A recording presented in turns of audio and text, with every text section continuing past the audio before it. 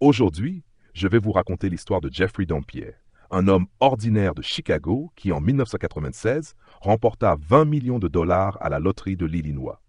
Une somme colossale qui changea sa vie du jour au lendemain. Un nouveau départ, une famille recomposée, des projets, des rêves. Mais cette fortune, qui semblait être une bénédiction, se transforma peu à peu en couperet, marquant le début d'une descente tragique qui mènera à sa mort violente, orchestrée par ceux qu'il croyait proches. C'était un matin ordinaire de 1996 à Chicago. Le soleil filtrait à travers les rideaux d'un petit appartement de Hyde Park, illuminant les billets de loterie posés sur la table de Jeffrey Dampier. Comme chaque semaine, il vérifiait les numéros en buvant son café, pensant surtout à sa boutique, à ses enfants, à sa routine tranquille. Mais ce matin-là, le destin avait décidé de frapper fort. Les chiffres annoncés correspondaient exactement à ceux de son ticket. Jeffrey cligna des yeux, incrédule. Il venait de remporter 20 millions de dollars. Pendant quelques secondes, le silence l'enveloppa, puis la joie explosa dans sa poitrine. Il appela sa famille et des cris de bonheur résonnèrent à l'autre bout du fil. Sa vie venait de basculer. Les semaines suivantes furent un tourbillon de décisions et de rendez-vous. Choix financiers, avocat, planification du divorce avec sa première épouse, à qui il céda la moitié de la somme, et déménagement vers Tampa, en Floride. Il épousa Crystal, une femme douce et patiente, et investit dans une petite entreprise de pop-corn, espérant transformer sa passion en activité stable. Mais avec la fortune vint aussi l'attention de la famille de Crystal. Victoria, sa belle-sœur et son petit ami Nathaniel commencèrent à apparaître de plus en plus souvent, demandant conseil et argent pour des projets flous. Jeffrey, généreux et confiant, accepta toujours de les aider, sans soupçonner le danger qui s'installait progressivement. Au début, tout semblait anodin. Des visites fréquentes, des questions sur la gestion de sa boutique, des demandes d'aide financière. Mais petit à petit, des détails plus inquiétants apparurent. Des objets personnels déplacés, des petites sommes d'argent disparues, des conversations ambiguës sur ses finances. Nathaniel observait souvent en silence, un sourire froid sur le visage, évaluant les réactions de Jeffrey. Chaque visite de Victoria ou Nathaniel devenait une scène où Jeffrey devait naviguer entre générosité, politesse et méfiance naissante. Les SMS et appels tardifs, les notes anonymes glissées sous la porte, les questions insistantes sur son argent et ses biens créaient un sentiment de tension diffuse. Jeffrey sentait que quelque chose clochait, mais il ne pouvait mettre le doigt sur le danger imminent. Puis, un jour de juillet 2005, Victoria l'appela, prétendant un problème avec sa voiture. Jeffrey, fidèle à son habitude d'aider, accepta de la rejoindre. Il ignorait encore que ce simple appel allait marquer le début de la fin, le piège ultime, soigneusement préparé, qui allait transformer sa générosité en tragédie. Pour Victoria Jackson et Nathaniel, la vie de Jeffrey Dampier n'était jamais apparue comme un simple lien familial ou amical. Aux yeux du couple, sa richesse n'était pas un hasard. C'était une opportunité à exploiter. Les 20 millions de dollars qu'il avait gagnés à la loterie en 1996 étaient devenus pour eux plus qu'une somme, un objet de désir obsessionnel, un symbole de tout ce qu'ils n'avaient jamais possédé et qu'ils croyaient mériter.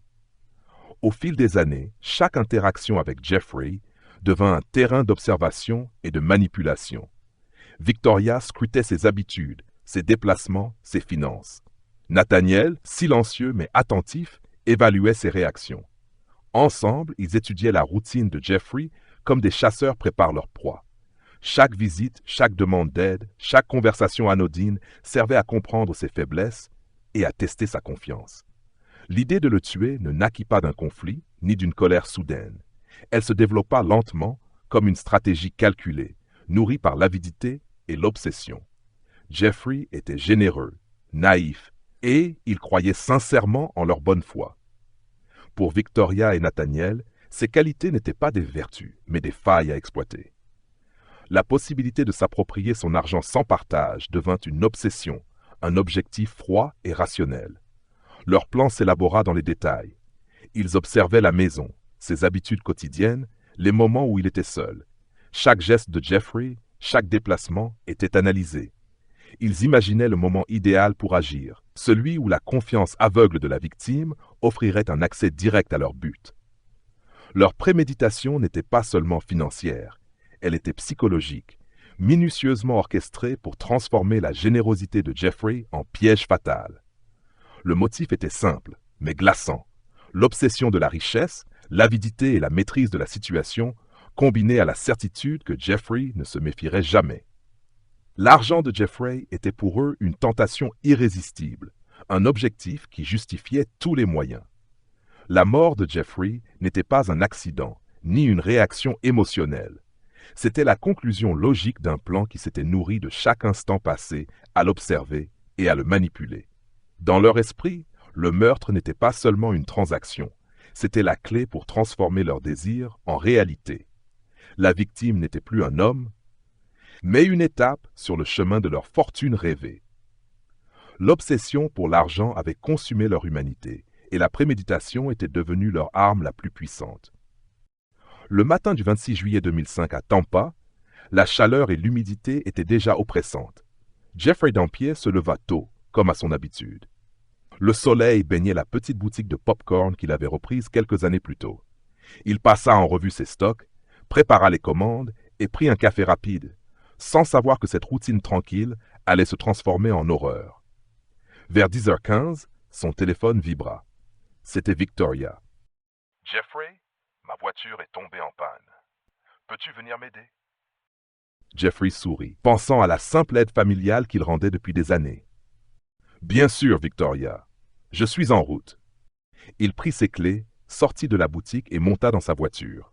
La route jusqu'à l'adresse qu'elle lui avait donnée était tranquille, bordée de palmiers et de maisons colorées typiques de Tampa. L'air chaud sentait l'humidité et le béton chauffé. Jeffrey chantonna doucement pour masquer l'inquiétude diffuse qui le prenait parfois lorsqu'il pensait à certaines demandes insistantes de Victoria. Il arriva devant un petit immeuble discret, dont les murs étaient légèrement écaillés par le soleil et la pluie. La porte du couloir grinça lorsqu'il entra, et un silence étrange l'accueillit. Le genre de silence qui semble étouffer tout bruit extérieur. Jeffrey prit une profonde inspiration, essayant de se rassurer. Nathaniel apparut soudain, silencieux, le visage impassible. Avant que Jeffrey ne puisse réagir, il sentit un choc dans ses côtes. Il fut rapidement maîtrisé, les mains et les bras immobilisés. Victoria, calme et froide, le surveillait, ses yeux trahissant une détermination glaciale. « Jeffrey, ne bouge pas, ça va être rapide. » Le ton de sa voix était presque doux, mais chaque mot pesait comme une menace. Jeffrey tenta de raisonner, de comprendre. « Victoria, pourquoi? Qu'est-ce que j'ai fait ?» Mais ces mots se perdirent dans le silence lourd du couloir. Nathaniel passa l'arme à Victoria. Quelques secondes de tension suffirent pour que le drame se joue. Le coup partit, mettant fin à la vie de Jeffrey en un instant. Son corps fut rapidement placé dans une camionnette, aux côtés de quelques effets personnels et de l'argent liquide qu'ils avaient subtilisé au fil des mois. Victoria et Nathaniel semblaient agir avec une froideur mécanique, préparés à l'avance pour chaque détail, les gants pour éviter les empreintes, les sacs pour transporter les objets de valeur, la camionnette prête à partir. Tout avait été calculé et chaque geste exécuté avec précision. Quelques heures plus tard, Crystal reçut un appel d'un voisin inquiet. La voix tremblante lui annonçait qu'un corps avait été aperçu dans une camionnette suspecte près de l'appartement de Victoria. Le choc fut immédiat. Elle appela la police, qui se déplaça rapidement sur les lieux. La scène était troublante par sa simplicité. Aucune effraction, juste une violence froide et directe, laissant derrière elle une question: qui pouvait faire cela à Jeffrey? La police commença à recueillir les témoignages des voisins. Certains avaient remarqué la camionnette circuler tôt le matin, d'autres des allées et venues inhabituelles au sein de l'immeuble. Les relevés bancaires et les communications de Victoria et Nathaniel furent rapidement examinés. Tout pointait vers eux. Les appels insistants, les demandes répétées d'argent, les visites fréquentes chez Jeffrey. Les enquêteurs comprirent que le crime n'était pas un acte impulsif, mais le résultat d'une manipulation sur plusieurs mois, orchestrée par ceux que Jeffrey considérait comme proches. Chaque détail, du choix du lieu à la manière dont il avait été attiré sur place, révélait une préméditation méthodique. Dès que la police arriva sur les lieux, il devint évident que le crime avait été planifié avec minutie. La camionnette, abandonnée à proximité, contenait des indices matériels, empreintes partielles, quelques traces de sang et des objets personnels de Jeffrey. Rien n'était laissé au hasard, mais chaque détail laissait entrevoir la logique froide de la planification. Les enquêteurs commencèrent par analyser le lien familial entre la victime et les suspects. Victoria et Nathaniel étaient connus pour fréquenter régulièrement Jeffrey, et leurs visites répétées s'étaient intensifiées depuis l'acquisition de la fortune. L'attention portée à ses finances, ses déplacements et ses possessions fit rapidement émerger le mobile financier. Les policiers fouillèrent les relevés bancaires et les enregistrements téléphoniques. Chaque transaction inhabituelle, chaque appel passé à des horaires étranges, renforçait l'image d'une manipulation orchestrée sur plusieurs mois. Des témoins indiquèrent que Victoria et Nathaniel avaient visité fréquemment la maison de Jeffrey et s'étaient montrés intéressés par ses affaires personnelles. La compilation de ces éléments permit aux enquêteurs de tracer un schéma précis. Ils savaient qui étaient les coupables et comment ils avaient agi pour attirer la victime dans leur piège. La traque se concentra rapidement sur le couple. Les autorités suivirent leurs mouvements grâce aux cartes bancaires, aux caméras de surveillance et aux témoignages de proches. Ils se déplacèrent avec prudence, conscients que Nathaniel et Victoria pourraient tenter de fuir la ville. Les jours qui suivirent furent un mélange de surveillance discrète, collecte d'informations et coordination des services de police pour préparer l'arrestation. Des détails matériels confirmèrent les soupçons. Les distributeurs automatiques et les banques signalèrent des retraits inhabituels. Les déplacements de véhicules furent tracés et des informateurs révélèrent des cachettes temporaires utilisées par le couple. Chaque indice rapprochait les enquêteurs de leur objectif. Finalement, la police localisa Victoria et Nathaniel dans un appartement du centre-ville de Tampa. L'opération fut minutieusement planifiée pour éviter toute fuite ou confrontation dangereuse. Les forces encerclèrent l'immeuble, sécurisèrent les issues et attendirent le moment propice pour intervenir. L'arrestation se déroula rapidement. Le couple fut maîtrisé sans incident majeur et les autorités purent sécuriser l'appartement, les véhicules et tous les objets liés au crime. La collecte des preuves confirma la préméditation. Argent liquide, documents, effets personnels de Jeffrey et traces matérielles de l'assassinat. Les enquêteurs disposaient désormais d'un dossier complet pour poursuivre le couple devant la justice. Avec l'arrestation de Victoria et Nathaniel, la traque, les interrogatoires et l'enquête minutieuse avaient mis fin à la fuite et révélé l'ampleur de la manipulation et de la planification.